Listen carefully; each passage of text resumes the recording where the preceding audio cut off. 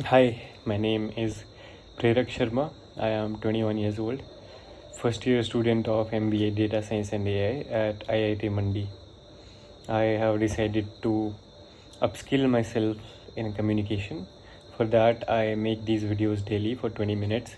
I speak on some topic, either I read a book or what I'm doing right now is reading shlokas from Bhagavad Gita or texts.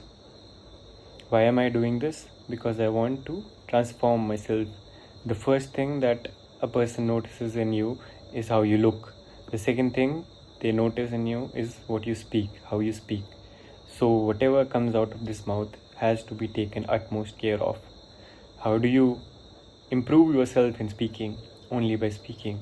How does a sportsman improve himself in his area of sports? By playing that sport. How do you get muscles in the gym? By going to the gym daily. Of course, in the beginning, you will be laughed off. People will laugh at you. But you have to go through that phase. And after 1 or 2 years, when people look back at you or look at you at that moment, they'll ask you, how did you become so good at it? Nobody will see your hard work then. And then I will have this YouTube channel to show that this is doable. Anybody can do it. If I was able to do it, you can also do it. It's just muscle memory. How is muscle memory built? By practicing, by making those muscle have this challenge on a daily basis. So that is what I am doing here. You are free to watch the upcoming part of this video.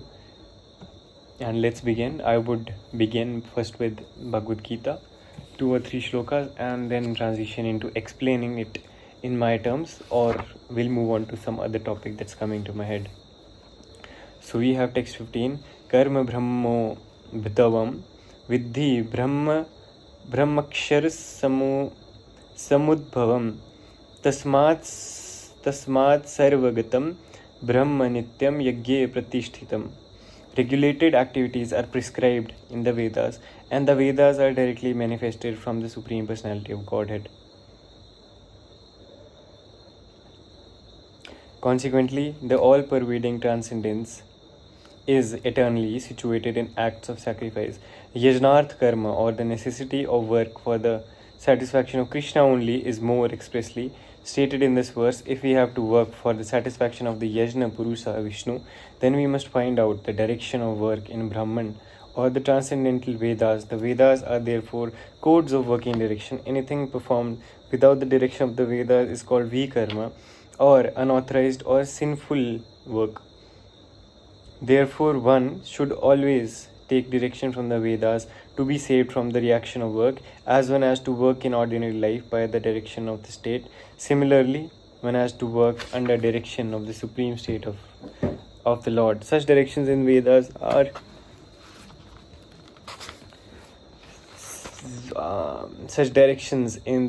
are directly manifested from the breathing of the Supreme Personality of Godhead. It is said, Asya Mahato Bhutasya Navasitam Etad Yad Rigvedo Yajurvedaha Samvedaha Tharvan Girasa. The 4 Vedas, namely the Rig Veda, Yajurveda, Samveda, and Atharveda, are all emanations from the breathing of the great personality of Godhead. The Lord, being omnipotent, can speak by breathing air, as it is confirmed in the Brahma Samhita. For the Lord has the omnipotence to perform through each of his senses the actions of all of the senses. In other words, the Lord can speak through his breathing, and he can impregnate by his eyes. In fact, it is said that he glanced over material nature and thus fathered all living entities. After creating or impregnating the conditioned souls into the womb of material nature, he gave his directions in the Vedic wisdom as to how such conditioned souls can return home back to Godhead. We should always remember that the conditioned souls in material nature are all eager for material enjoyment, but the Vedic directions are so made that one can satisfy one's perverted desires, then return to Godhead, having finished his so-called enjoyment. It is a chance for the conditioned souls to attain liberation. Therefore, the conditioned souls must try to follow the process of yajna by becoming Krishna conscious. Even those who cannot follow the Vedic injunctions may adopt the principles of Krishna consciousness, and that will take the place of performance of Vedic yajnas or karmas. Evam pravartitam chakram nanuvartayati yah Adhyayurindriyaramo Mudyam Partha Sajiviti. My dear Arjuna, a man who does not follow this prescribed Vedic system of sacrifice certainly leads a life of sin, for a person delighting only in the senses lives in vain. The Mammonist philosophy of work very hard and enjoy sense gratification is condemned herein by the Lord. Therefore, for those who want to enjoy this material world, the above mentioned cycle of performing yajnas is absolutely necessary. One who does not follow such regulations is living a very risky life, being condemned more and more. By nature's law, this human form of life is specifically meant for self realization in either of the three ways, namely Karma Yoga, Jnana Yoga, or Bhakti Yoga. There is no necessity of rigidly following the performances of the prescribed yajnas for the transcendentalists who are above vice and virtue, but those who are engaged in sense gratification require purification by the above mentioned cycle of yajna performances. There are different kinds of activities. Those who are not Krishna conscious are certainly engaged in sensory consciousness. Therefore, they need to execute pious work. The yajna system is planned in such a way that sensory conscious persons may satisfy their desires without becoming entangled in the reaction of sense gratificatory work. The prosperity of the world depends not on our own efforts but on the background arrangement of the Supreme Lord, directly carried out by the demigods. Therefore, the yajnas are directly aimed at the particular demigod mentioned in the Vedas. Indirectly, it is the practice of Krishna consciousness, because when one masters the performance of yajnas, one is sure to become Krishna conscious. But if by performing yajnas one does not become Krishna conscious, such principles are counted as only moral codes. One should not therefore limit his progress only to the point of moral codes, but should transcend them to attain Krishna consciousness. यस्त्वात् मरतिरेव स्यादात् मत्रिपतश्च मानवः आत्मन्येव च सन्तुष्टस्य कार्यं न विद्यते. One who is, however, taking pleasure in the self, who is illumined in the self, who rejoices in and is satisfied with the self only, fully satiated, for him there is no duty. A person who is fully Krishna conscious and is fully satisfied by his acts in Krishna consciousness no longer has any duty to perform. Due to his being Krishna conscious, all impiety within is instantly cleansed, an effect of many thousands of yajna performances. By such clearing of consciousness, one becomes fully confident of his eternal position in relationship with the Supreme. His duty thus becomes self-illuminated by the grace of the Lord, and therefore he no longer has any obligations to the Vedic injunction. Such a Krishna conscious person is no longer interested in material activities and no longer takes pleasure in material arrangements like wine, women, and similar infatuations. Nev tasya krite nartho na krite nahi kaschana na chasya sarva bhuteshu kaschidarthavya parshayah. A self-realized person has no purpose to fulfill in the discharge of his prescribed duties, nor has he any reason to not to perform such work, nor has he any need to depend on any other living being. A self-realized man is no longer obliged to perform any prescribed duty, save and accept activities in Krishna consciousness. Krishna consciousness is not inactivity either, as will be explained in the following verses. A Krishna conscious man does not take shelter of any person, man or demigod. Whatever he does in Krishna consciousness is sufficient in the discharge of his obligation. Therefore, without being attached to the fruits of activities, one should act as a matter of duty, for by working without attachment one attains the Supreme. Self-realized man is no longer obliged to perform any prescribed duty, save and accept activities in Krishna consciousness is not an inactivity either, as will be explained in the following verses. A Krishna conscious man does not take shelter of any person, man or demigod. Whatever he does in Krishna consciousness is sufficient in the discharge of his obligation. Tasmad sattah satatam karyam karma samachar asakto hracharan karma paramapnauti purushah. Therefore, without being attached to the fruits of activities, one should act as a matter of duty, for by working without attachment, one attains the Supreme. The Supreme is the personality of Godhead for the devotees and the liberation for the impersonalist. A person, therefore, acting for Krishna or in Krishna consciousness, under proper guidance and without attachment to the result of the work, is certainly making progress toward the supreme goal of life. Arjuna is told that he should fight in the battle of Kurukshetra for the interest of Krishna because Krishna wanted him to fight. To be a good man or a non-violent man is a personal attachment, but to act on behalf of the Supreme is to act without attachment for the result. That is perfect action of the highest degree, recommended by the Supreme Personality of Godhead. To be a good man or a non-violent man is a personal attachment, but to act on behalf of the Supreme is to act without attachment for the result. That is perfect action of the highest degree, recommended by the Supreme Personality of Godhead, Sri Krishna. Vedic rituals like prescribed sacrifices are performed for purification of impious activities that were performed in the field of sense gratification. Non-violent is personal attachment, but to act on behalf of the action of the highest degree, Supreme, is to act without attachment for the result. That is perfect action of the highest degree, recommended by the Supreme Personality of Godhead, Sri Krishna. Vedic rituals like prescribed sacrifices are performed for purification of impious activities that were performed in the field of sense gratification, but action in Krishna consciousness is transcendental to the reactions of good or evil work. A Krishna conscious person has no attachment for the result but acts on behalf of Krishna alone. He engages in all kinds of activities but is completely non-attached.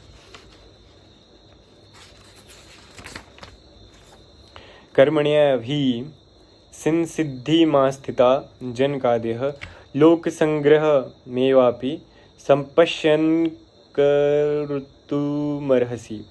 Even kings like Janak and others attain the perfectional stage by performance of prescribed duties. Therefore, just for the sake of educating the people in general, you should perform your work. Kings like Janak and others were all self-realized souls. Consequently, they had no obligation to perform the prescribed duties in the Vedas. Nonetheless, they performed all prescribed activities just to set examples for the people in general. Janaka was the father of Sita and father-in-law of Lord Sri Ram. Being a great devotee of the Lord, he was transcendently situated, but because he was the king of Mithila, he had to teach his subjects how to fight righteously in battle. He and his subjects fought to teach people in general that violence is also necessary in a situation where good arguments fail. Before the battle of Kurukshetra, every effort was made to avoid the war, even by the Supreme Personality of Godhead, but the other party was determined to fight. So for such a right cause, there is necessity for fighting. Although one who is situated in Krishna consciousness may not have any interest in the world, he still works to teach the public how to live and how to act. Experienced persons in Krishna consciousness can act in such a way that others will follow. And this is explained in the following verse. I'll read it as the last text for today. Yadyadacharati yeshthastat devetaro janah sa yat pramanam kurute lokastad nuvartate. Whatever action is performed by a great man, common men follow in his footsteps, and whatever standards he sets by exemplary acts, all the world pursues. People in general always require a leader who can teach the public by practical behavior. A leader cannot teach the public to stop smoking if he himself smokes. Lord Chaitanya said that a teacher should behave properly even before he begins teaching. One who teaches in that way is called Acharya, or the ideal teacher. Therefore, a teacher must follow the principles of Shastra to teach the common man. The teacher cannot manufacture rules against the principles of revealed scriptures. The revealed scriptures like Manu Samhita and similar others are considered the standard books to be followed by human society. Thus, the leader's teaching should be based on the principles of the standard rules as they are practiced by the great teachers. The Srimad Bhagavatam also affirms that one should follow in the footsteps of great devotees, and that is the way of progress on the path of spiritual realization. The king or the executive head of a state, the father and the school teacher are all considered to be natural leaders of the innocent people in general. All such natural leaders have a great responsibility to their dependents. Therefore, they must be conversant with standard books of moral and spiritual codes. Na me parthasti kartavyam trishu lokeshu kinchan nanavaptam vaptevavyam vart eva cha karmani. O son of Pritha, there is no work prescribed for me within all the three planetary systems, nor am I in want of anything, nor have I need to obtain anything, and yet I am engaged in work. For if I did not engage in work, O Partha, certainly all men would follow my path. If I should cease to work, then all these worlds would be put to ruination. I would also be the cause of creating unwanted population, and I would thereby destroy the peace of all sentient beings. Saktaha karmanya, as the ignorant perform their duties with attachment to results. Similarly, the learned may also act, but without attachment, for the sake of leading people on the right path. Let not the wise disrupt the minds of the ignorant who are attached to fruitive action. They should not be encouraged to refrain from work, but to engage in work of the spirit of devotion. The bewildered spirit soul, under the influence of the three modes of material nature, thinks himself to be the doer of activities which are in actuality carried out by nature. One who is not in knowledge of the absolute truth, Almighty Armed, does not engage himself in the senses and sense gratification, knowing well the differences between work in devotion and work for fruitive results. Bewildered by the modes of nature, the ignorant fully engage themselves in material activities and become attached. But the wise should not unsettle them, although these duties are inferior due to the performer's lack of knowledge. Therefore, O Arjuna, surrendering all your works unto me, with mind intent on me, and without desire for gain, and free from egoism and lethargy, fight. One who executes his duties according to my injunctions and who follows this teaching faithfully without envy becomes free from the bondage of fruitive actions. But those who out of envy disregard these teachings and do not practice them regularly are to be considered bereft of all knowledge, befooled and doomed to ignorance and bondage.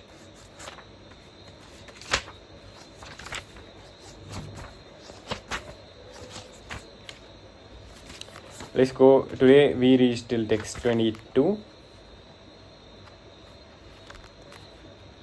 Yeah, page number 180, and it will end on page number 206. So probably 20 more pages left.